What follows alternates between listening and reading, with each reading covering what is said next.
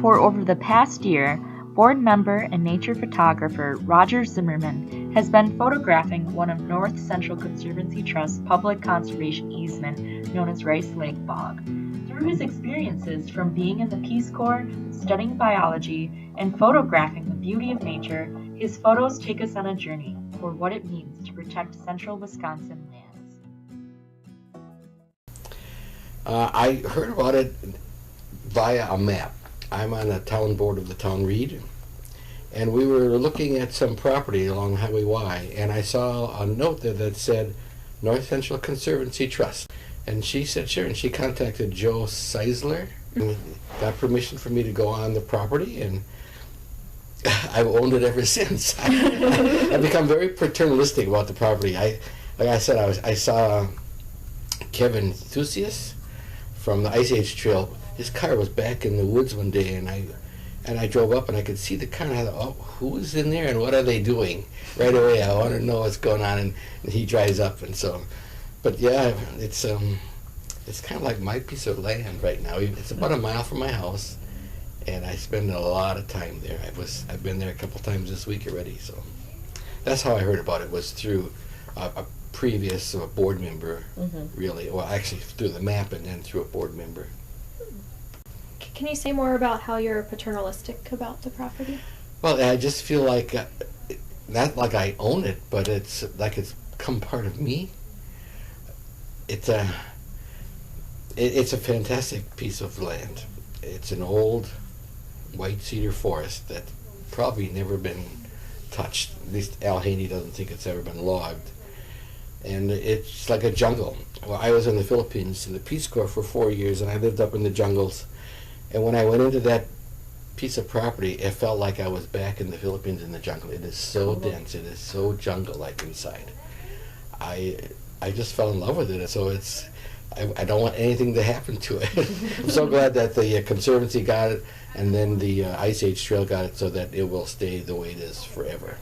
It would totally be a shame that something would have happened to that piece of property. Have you found anything similar of that property around this No, I area? actually went to the neighboring piece of property. There's another person, Gary Kodrowski, owns the rest of the area all around there. And I talked with him this past week, and I asked if I could go on his property too, and he let me go on it. But it's different. His property faces the south, and this property really doesn't have a north-south exposure. And so the woods is different. It has a different feeling. He has some oaks. This one doesn't really have any oak in it. So it has a whole different feeling. It's a very close feeling when you're in this woods. It's very, very, it's not like a large forest, where you can see quite a ways and there's trails everywhere. There's nothing. It's just dense. It's just dense forest. So perfect. I almost got lost in there, actually, in the middle of the winter. I've got a compass now. I bought a compass. So it's a small piece of property, but you can get turned around because it's so close. You don't know which way's up. You can hear the traffic, though, if you sit and listen for a while. Oh yeah, there's County Y. I know which way to go. So I would never get lost in there, but you could get disoriented easily. That's why your wife always says that she's worried about you. Well, and I did fall in once, and so yeah, she's worried about me. I was there in winter, and there's a spring. There's some springs that come out of the Conservancy land, and they go out into Rice Lake. And I saw a little creek coming out, and it was snow covered, and it was just beautiful. And so I took a picture of it. I thought, well, I'll get a little closer. And I was walking what I thought was on snow and or ice. But all of a sudden, down I went. I sank into about this deep, and I grabbed onto some brush, luckily, that was there, and I pulled myself out quickly, but I was all wet, mud, so I kind of hurried to my car. It was only 20 degrees out, so I wasn't that far away, probably about a quarter mile to the car, and it was pretty cold and mud covered, and it was, so and then I should have never told her, but I did. I eventually told her that I got wet. And so now every time I go anywhere, like even coming here tonight, don't fall in. That's all I ever get. So what experience do you have from the past that started your love for nature? Well, I have a degree in biology. I started out as an electrical engineer at UW-Madison. I got a degree in biology in 1968.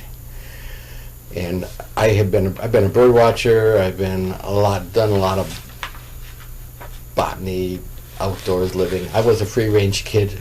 There are 9 kids in our family, and we were pretty much let alone. And there was a huge wooded area near our place, and we lived in the woods. We were out there constantly, and so the woods, outdoors was my life growing up, and that just kind of stuck with me. So it's been ever present in most of the stuff that I've done. So it just seemed natural to It's just figure out join the North Central Conservancy Trust. Well, actually, my wife and I talked about it because I was kind of up to here and stuff. I was on the board, the Marathon County Board. I was on 7 committees. I'm the president of the Turning Club, and in a bunch of other organizations. And here comes another organization, and my wife says, we talked about it whether we should join this, and we said, well, this is really what we like. This is, if anything, we should drop something else and take this on. And so it was a mutual decision with my wife and I that I would be on the board. And so my role on the NCCT at this point is I'm just still learning. You don't do this, you don't come charging in and take over or whatever it is that you think you should do, and you have to get a feel for the board, and then it changes.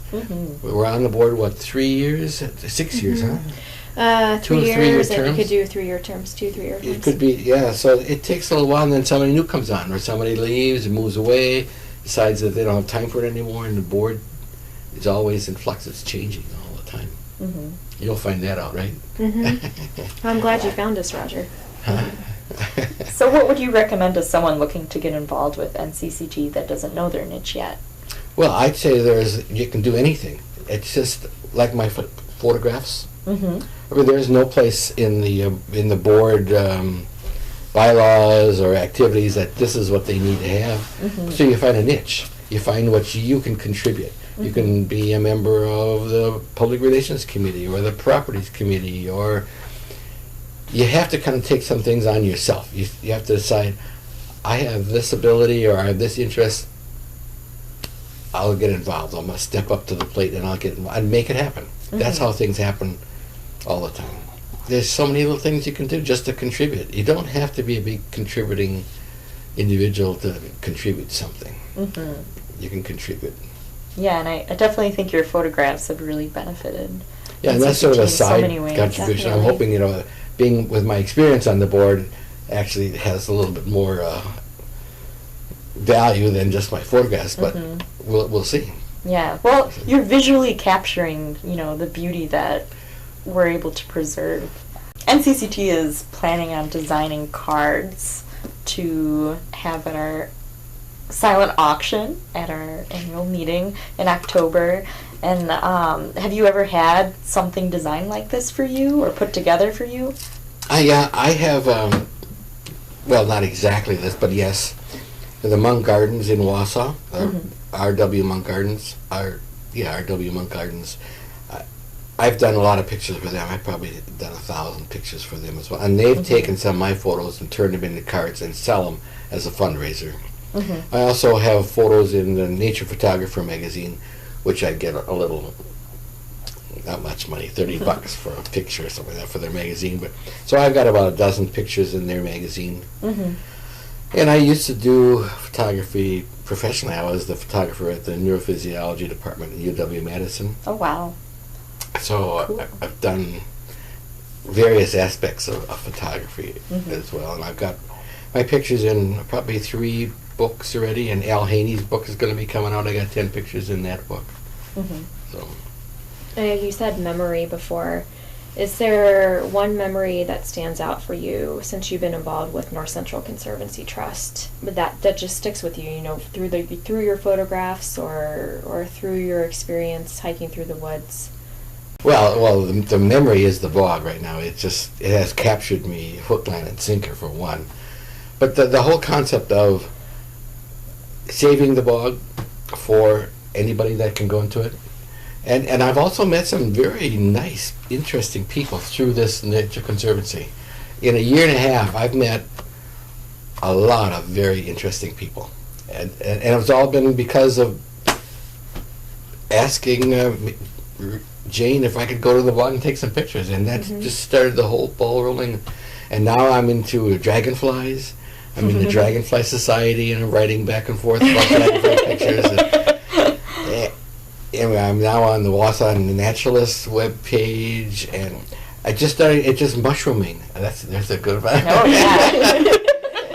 But it's amazing. You're a fun guy. Yeah, Very much like this. Yeah, no, the link. You get one little link, and it leads to another little something, and it just grows really, and it has grown in a year and a half. I'm amazed. There are people out there that I didn't even know existed that were doing this stuff. Like Al Haney and Freckman and Dave Hillier and the whole Conservancy group.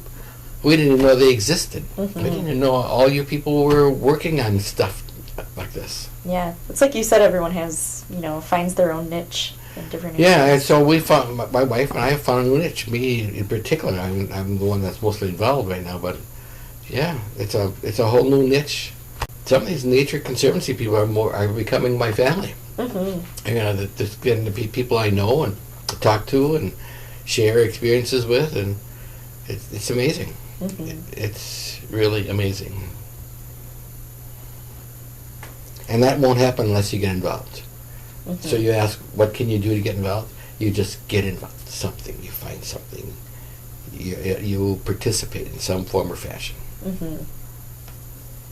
You mentioned the word forever and the significance of the word forever. Can you speak to that? Yeah, well, let me flip it upside down, like one over forever. You look backward in time, this bog, it takes about 10,000 years to form a bog of this nature to the level that it's gotten to at this time.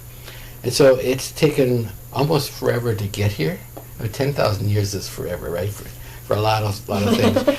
And it will exist for another thousands of years in some form or fashion. It's always going to evolve. It's going to change. The new plants will take over, and the lake will eventually close in. And so it'll be a whole new place 10,000 years from now. But it'll still be there, and it'll still be evolving on its own without human intervention. It'll take care of itself forever, as long as we leave it alone.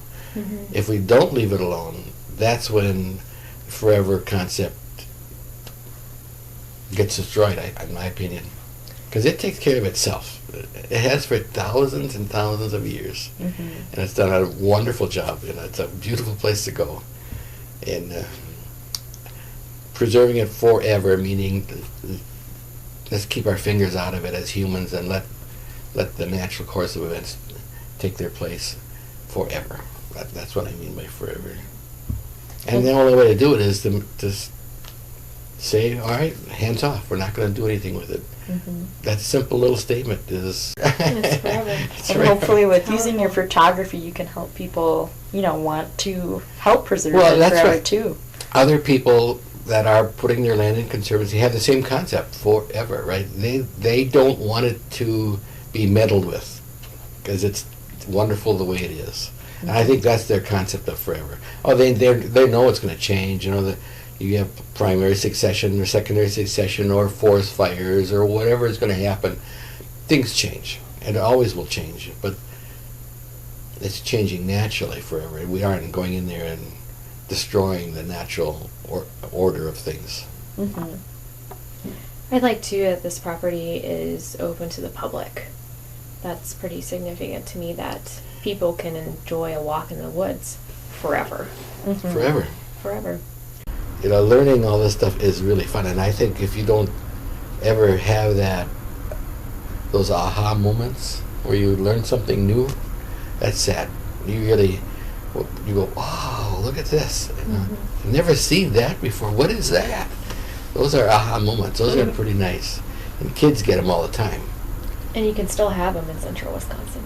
And you can have them in central Wisconsin, and you can have them in your backyard. Thanks, Roger. We really appreciate it. For more information on this story and for obtaining more photos from Roger's experience, please visit our website at www.ncctwi.org. Thank you.